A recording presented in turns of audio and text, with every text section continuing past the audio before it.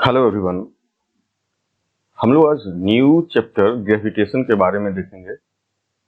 इससे related phenomena क्या है और कुछ कुछ कंसेप्ट्स क्या है फिजिक्स में, उसके बारे में हम लोग समझने का कोशिश करेंगे। हम लोग एक नया कंसेप्ट को देखेंगे, प्रेशर इन अ फ्लूइड।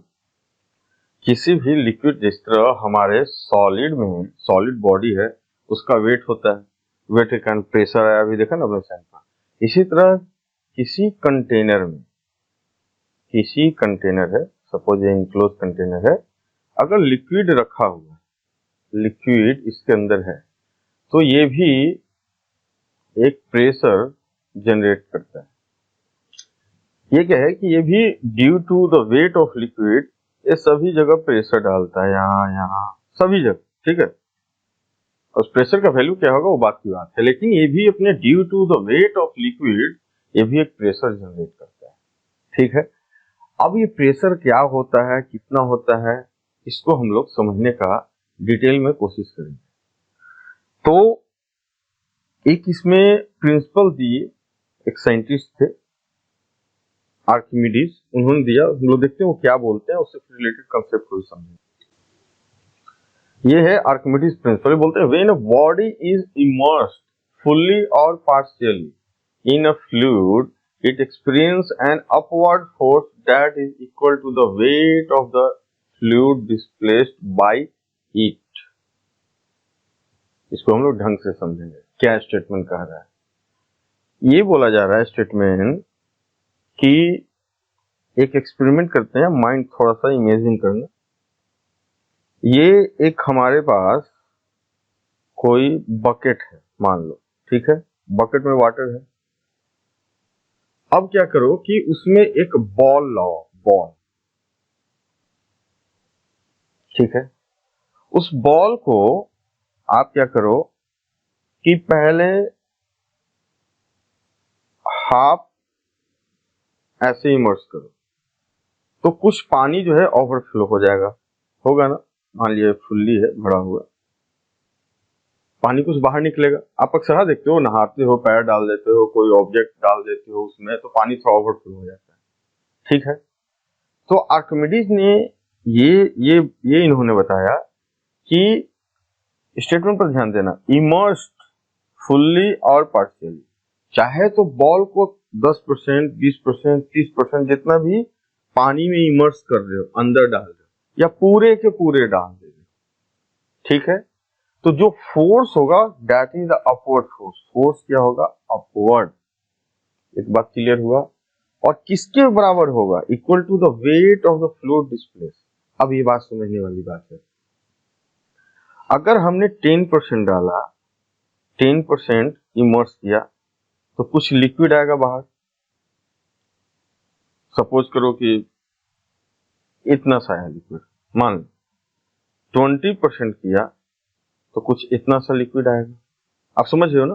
तो ऐसे ऐसे करते करते जब 100% कर दोगे इमर्स, तो अब फिक्स हो जाएगा लिक्विड। सपोज इतना लिक्विड निकल गया। अब क्या है कि बॉल को कितना भी अंदर ले जाओ, लिक्विड तो निकलने वाला नहीं है। पूरा बॉल एक बार अंदर डाल दिया, कंप्लीटली पानी में इमर्स हो गया, अंदर पूरा चल गया पानी के अंदर। अब लिक्विड उससे ज्यादा डिस्प्लेस नहीं हो सकता, यानी उससे ज्यादा बाहर पानी आपका बकेट से नहीं निकलेगा, ठीक है ना। अब आपको दिमाग में आएगा फिर प्रैक्टिकली नहीं, थोड़ा बहुत फिर भी निकलता है, वो आपका हैंड है। हैंड का जो वॉल्यूम है, आप हाथ अंदर डालते जाते हो, आपके हाथ की मोटाई चौड़ाई चेंज होता है, इसी का निकलता है। ऐसा ऑब्जेक्ट ले लो जिससे बिल्कुल समझो कि वो चेंज नहीं हो रहा है, तो बॉल एक बार आप जितना फुल्ली इमर्स कर दिया, उसका लिक्विड बाहर डिस्प्लेस नहीं होने वाला। तो ये जो लिक्विड का जो वेट है, ये जो लिक्विड का जो वेट है ना, वेट ऑफ लिक्विड, हमने क्या पढ़ा था? Wait of liquid. तो वेट ऑफ लिक्विड जो है क्या है? एक फोर्स होता है। वेट क्या होता है? किसी चीज का मास और ग्रेविटेशन उसका पुल जो है। तो weight of liquid equal to the upward force. तो 10% जब हुआ तो उसमें क्या हुआ? 10% जो लिक्विड डिस्प्लेस हुआ उसका हम लोग वेट लेंगे। 20% जब हो गया तो 20% के कारण जो लिक्विड बाहर आया, उसका हम लोग वेट लेंगे, वो होगा अपवर्ड फोर्स। जब 100% डाल दिया तो 100% के कारण जो वाटर बाहर आया या जो लिक्विड आया उसका वेट हम लोग निकालेंगे, that is equal to the upward force. यानी कि फोर्स की वैल्यू चेंज हो रही है, इस पर डिपेंड करता है कि ऑब्जेक्ट उसमें कितने परसेंट इमर्स्ड है, फुल्ली है या पार्शियली है। एक बात तो क्लियर हो गया। अब बात आया समझने का कि वेट ऑफ लिक्विड कैसे निकालें। तो वेट ऑफ लिक्विड निकालने के लिए मास ऑफ लिक्विड हमें पता होना चाहिए। अब ये लिक्विड है तो हमेशा इनका जो है वॉल्यूम चेंज हो रहा है।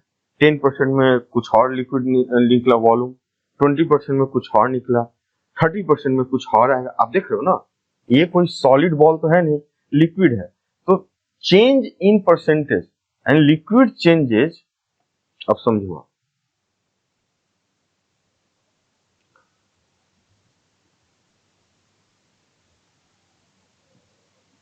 यानी कि volume of liquid changes according to immersed position of object। जितना ऑब्जेक्ट जाएगा उतना लिक्विड ज्यादा आ रहा है, फुली चला गया उसके बाद आएगा नहीं।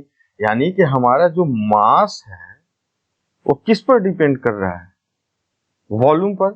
जितना ज्यादा मास, जितना ज्यादा वॉल्यूम उतना ज्यादा मास। और मास को हम लोग बोलते हैं कि एक टर्म हम लोग यहां पर देखते हैं कि डेंसिटी। जो मास होता है, जो मास होता है बेसिकली वो होता है density of liquid, density of liquid into volume of liquid. ये हमेशा किसी भी पर्टिकुलर लिक्विड का चेंज नहीं होता है डेंसिटी, वो फिक्स है तो फिक्स रहेगा। ठीक है, तो यहां पर हम लोग देखते हैं कि एक कोई पर्टिकुलर प्योर लिक्विड है उसका चेंज नहीं होता है, तो मास कैसे निकलेगा, यानी डेंसिटी हमें जानना पड़ेगा। वॉल्यूम तो हम लोग जान गए कि 10% निकाले तो वॉल्यूम लोग मेजर कर गए। तो यहां से कंसेप्ट आता है कि the magnitude of this buoyant force depends on the density of the fluid. क्यों? क्योंकि मास किस पर डिपेंड कर रहा है, अभी आपको बताया डेंसिटी पर। मास किस पर डिपेंड कर रहा है, डेंसिटी पर। सो मास जो हमारा हो गया डेंसिटी इनटू वॉल्यूम, और वेट क्या होता है, मास इनटू ग्रेविटेशनल पुल। तो मास क्या हो गया हमारा, डेंसिटी इनटू वॉल्यूम इनटू जी। यानी कि हमारा वेट किस पर डिपेंड किया, और ये वेट क्या होता है, weight equal to buoyant force यानी अपवर्ड फोर्स। यानी कि अपवर्ड फोर्स किस पर डिपेंड कर गया, depends on density of the fluid.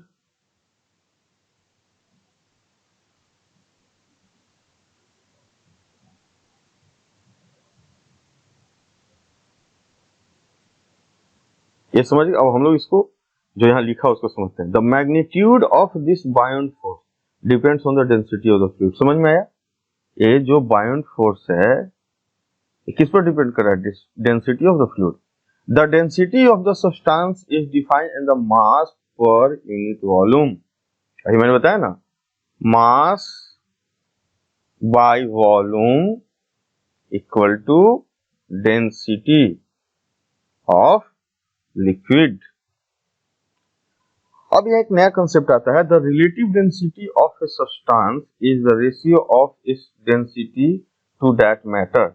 यानी कि रिलेटिव डेंसिटी क्या होता है ये देख लेते हैं। रिलेटिव डेंसिटी किसी भी ऑब्जेक्ट का जो होता है वो डेंसिटी ऑफ दैट सब्सटेंस, यानी कि सब्सटेंस का जो डेंसिटी है और वाटर के रेस्पेक्ट में, यानी कि density of substance upon density of water। Okay, ये बात आपको समझ में आ गया। तो हमने भी देखा कि रिलेटिव डेंसिटी क्या था। हम लोग इसको क्लियर एक पिक्चर देखते हैं और समझने की कोशिश करते हैं और डिटेल में, तब और आपकी पिक्चर क्लियर होगा। यानी कि हमारा जो अपवर्ड फोर्स, अपवर्ड फोर्स यानी कि जो बॉयंट फोर्स है वो हमारा क्या हो गया, वॉल्यूम इंटू डेंसिटी इंटू जी। वॉल्यूम क्या है, लिक्विड जो डिस्प्लेस हुआ है। डेंसिटी क्या है, लिक्विड का। ये जो भी हम लोग बात कर रहे हैं ये फ्लूइड जो डिस्प्लेस हुआ है उसकी बात कर रहे हैं। डेंसिटी किसकी बात कर रहे हैं, जो फ्लूइड डिस्प्लेस हुआ उसकी, जिस फ्लूइड में डाला गया था ऑब्जेक्ट को। अब यहाँ पर एक चीज हम लोग इंटरेस्टिंग देखते हैं। देखो मान लो एक ऐसे अपने पास कोई बकेट है और इसमें, अब हम लोग समझने की यहाँ पर कोशिश करेंगे कि एक बकेट है और मान लो कि इसमें हम लोग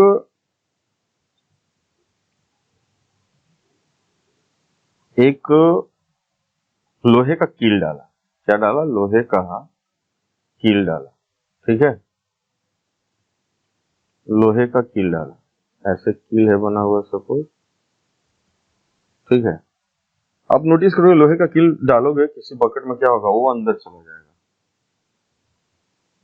अंदर आएगा ना, ये डूब गया। तो हम लोग देखते हैं क्यों डूब गया, इसका रीजन क्या है। अब देखो मास ऑफ पिन क्या होगा, volume of pin into density of pin. ठीक है, density of pin.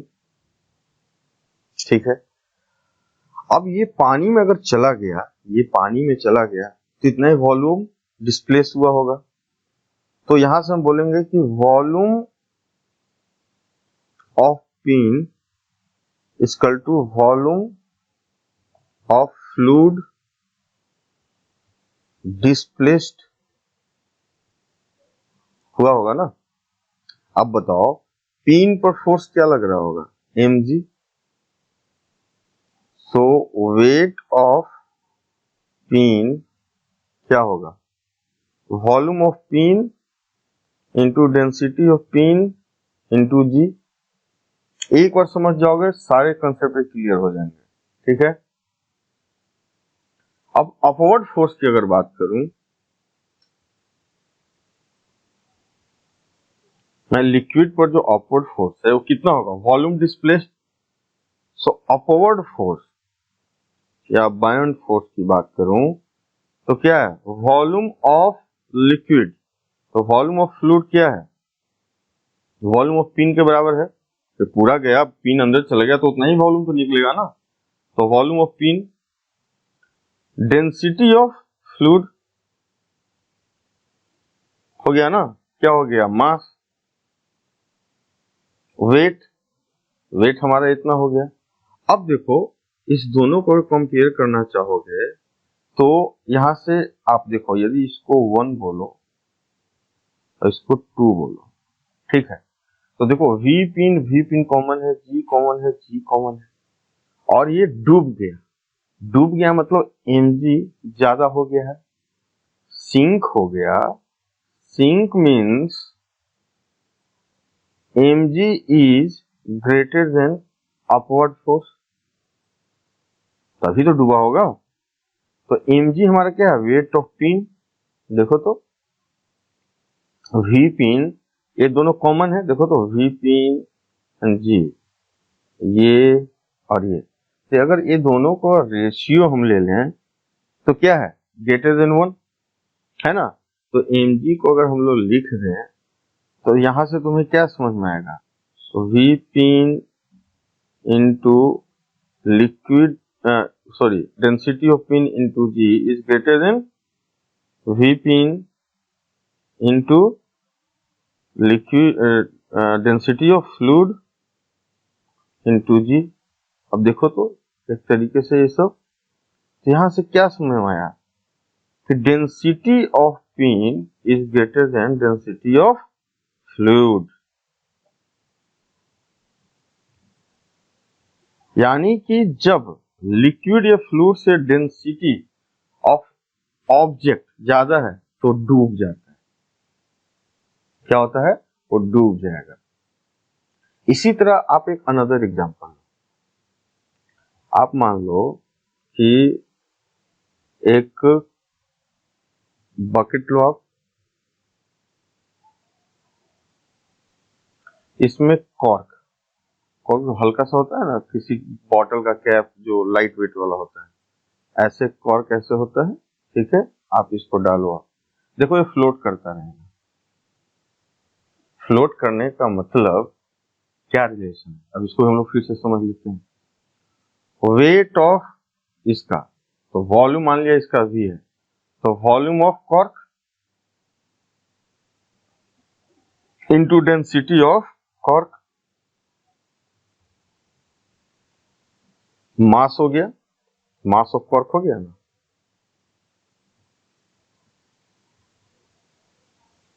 Into G weight of cork. ये हमेशा लेस होगा अगर फ्लोट कर रहा है तो वॉल्यूम ऑफ कॉर्क, मान लिया पूरे वॉल्यूम तुम कॉर्क को पूरा दबाए, फिर देखना ऊपर आ जाएगा, आता है ना, तो पूरा वॉल्यूम हमने कॉर्क को डुबोया, सेम हो जाएगा इसका लिक्विड का डिस्प्लेस। उसके बाद डेंसिटी ऑफ हमारा जो फ्लूइड है वो होगा इंटू जी, यानी कि density of cork is less than density of fluid.